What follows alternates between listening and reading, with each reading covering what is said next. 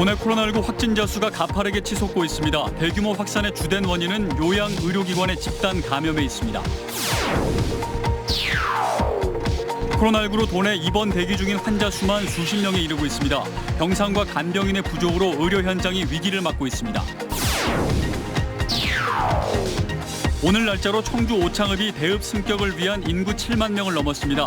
행정체계상 특례를 받게 되는데 민원 서비스의 향상이 기대됩니다.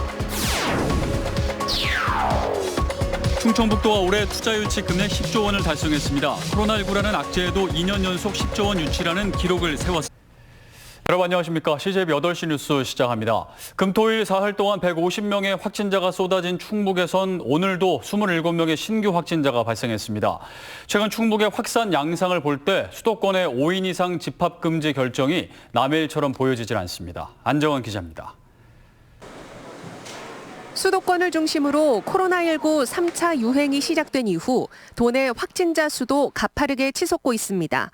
지난 8월 코로나 2차 유행 당시 56명의 확진자를 기록한 이후 3개월 만에 3배가 넘는 확진자가 발생했고 이달에는 벌써 470명을 훌쩍 넘어선 겁니다.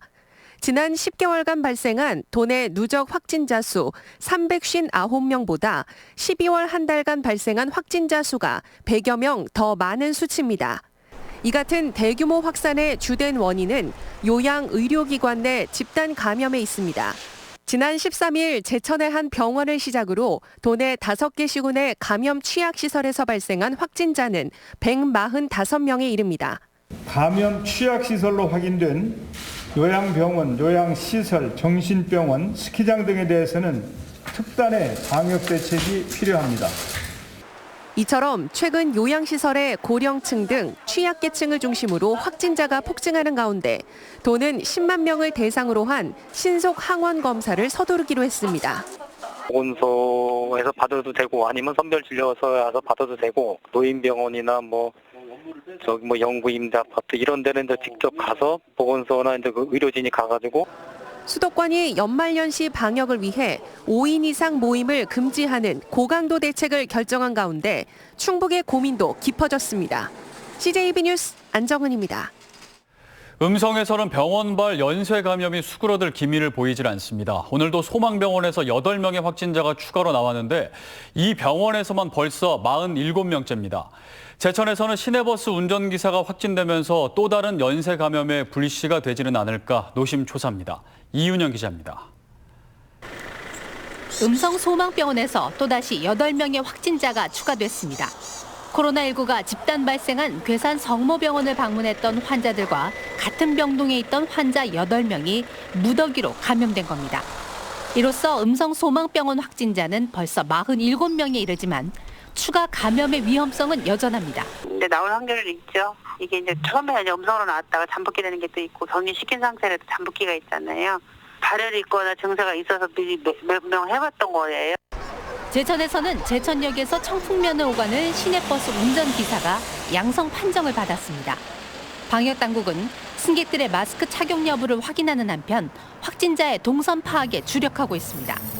또한 몸살 증세로 제천의 한 종합병원을 찾았다가 위중한 상태에 빠진 70대가 하루 만에 숨졌습니다. 이 밖에도 코호트 격리된 제천 명지병원의 환자가 추가 감염되면서 제천 지역 누적 확진자는 223명으로 늘었습니다.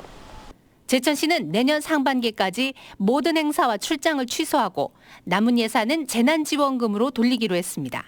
내년 6월까지 모든 행사를 중단하고 행사성 경비, 국외 출장 여비 등 40억 원을 삭감하고 잠잠했던 단양에서도 제천의 친척을 만났다가 감염된 확진자의 배우자가 추가 감염되면서 누적 확진자가 7명으로 늘어났습니다.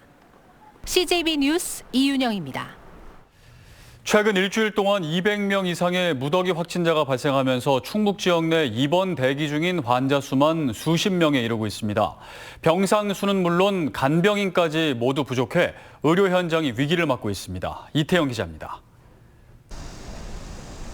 충북 내 유일한 코로나19 중증 치료시설인 충북대병원에는 현재 15명의 확진자가 입원해 있습니다. 국가지정 격리병상 수 9개보다도 많은 인원입니다. 이들 대부분 보름도 더 전에 입원한 환자들로 신규 중증 환자는 거의 못 받고 있는 실정입니다. 간병인이 부족해 입원을 하지 못하는 사례도 속출하고 있습니다. 청주와 제천 등 요양병원에서 감염 사례가 잇따르면서 오늘 오전 기준으로 간병인을 구하지 못해 입원 대기 중인 환자 수는 20명을 넘겼습니다. 간병인을 지금 못 구해요. 간병인을 못 구해서 우리가 이제 중수본의 인력 29명을 파견 요청을 했는데 이 밖에 정신질환 전문치료병원인 음성소망병원의 확진자 30여 명도 입원할 곳을 아직 찾지 못했습니다. 이들이 갈 수 있는 곳은 국립공주병원 등 국립정신치료병원 5곳에 불과한 상황으로 현재 중앙사고수습본부의 병상 배치만을 기다리고 있습니다. 한편 일반 확진자들을 수용하는 청주의료원과 충주의료원도 현재 150여 명의 확진자가 입원해 있어 남아있는 병상 수는 40개도 채 되지 않는 것으로 알려졌습니다. CJB 뉴스 이태현입니다. 괴산군 보건소는 감염병 관리법 위반 혐의 등으로 괴산 성모병원을 경찰에 고발했다고 밝혔습니다.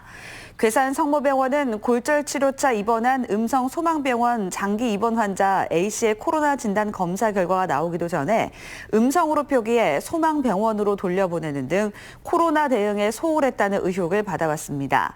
한편 음성군은 어제 서울 국립정신건강센터 이송 과정에서 택시를 타고 청주로 도주한 음성소망병원 50대 확진자에 대해 정신질환이 있지만 사법부의 판단을 맡기기로 하고 고발하기로 했습니다. 청주시 오창읍이 오늘 날짜로 인구 7만 명을 돌파해 대읍 승격 조건을 충족했습니다. 대읍으로 명칭이 바뀌는 건 아니지만 행정체계상 여러 가지 특례를 받게 됐다는 의미입니다. 조용관 기자입니다. 지난 2007년 면에서 읍으로 승격한 오창읍이 대읍 승격을 위한 인구 7만 명을 넘겼습니다. 부원과 옥천, 영동, 괴산, 증평 등 도내 웬만한 군 지역의 2배에 달하는 인구 규모입니다. 오창에 이제 직장이 있기 때문에 오창으로 이사 오게 되었고요. 오창이 이제 또 많이 발전하고 있으니까 많은 기대를 하고 있습니다. 농촌 지역이던 오창이 대읍 승격을 눈앞에 두게 된 데는 2002년 도내 최대의 과학산업단지가 들어선 게 가장 크게 작용했습니다. 기업체 일자리는 대규모 아파트 단지 조성과 인구 증가로 이어졌습니다. 또 수년 전부터 추진하던 대읍 승격이 주춤하자 주민들 스스로 오창 주소갖기 운동에 나섰습니다. 양천이나 구룡에 사시는 분들이 주로 이제 기업체에 다니는 분들이거든요. 그래서 이제 그분들이 전입을 거의 안 했다는 말을 듣고 그분들을 설득하자. 대읍 승격에 따른 가장 큰 변화는 민원 서비스의 향상입니다. 읍장의 직급이 5급에서 4급 서기관으로 높아지면서 행정 추진에 힘이 실리게 되고 정원도 현재 43명에서 10여 명이 늘어날 전망입니다. 또 수질과 대기 등 환경 업무를 강화하고 공항과 인접한 지리적 여건을 고려해 여건도 직접 발급하는 방안을 추진하고 있습니다. 현재는 인감이나 등축 등 단순 민원을 띄는데도 시간이 오래 걸립니다. 이번에 조직과 기능이 확대되면서 민원 처리를 보는 속도가 굉장히 빨라지면서 열 남은 연말까지 인구 7만 명이 유지되면 오창읍은 전국에서 9번째, 도내에선 첫 대읍으로 승격되며 방사선 가습기 유치에 따른 추가 인구 유입도 기대되고 있습니다. CJB 뉴스 조용광입니다.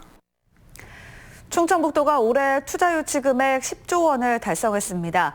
코로나19라는 돌발 악재에도 2년 연속 10조 원 유치라는 기록을 세웠습니다. 구준회 기자입니다. 부동산 개발과 창고 사업을 하는 주식회사 서광 D&R이 충청북도와 투자 협약을 맺었습니다. 2022년까지 2,450억 원을 투자해 청주시 남이면에 대규모 물류센터를 세울 계획입니다. 3교대로 했을 때 한 일 고용 인원이 한 1,500명 정도 예상하고 있습니다. 고용 유발 효과가 꽤 있으리라고 생각합니다. 이로써 충청북도가 올 한 해 유치한 투자 금액이 10조 원을 넘었습니다. 이 중에는 차세대 방사관 가속기와 1조 원대 외자 유치도 포함돼 있습니다. 충청북도가 투자 유치 10조 원을 달성한 것은 지난해에 이어 두 번째입니다.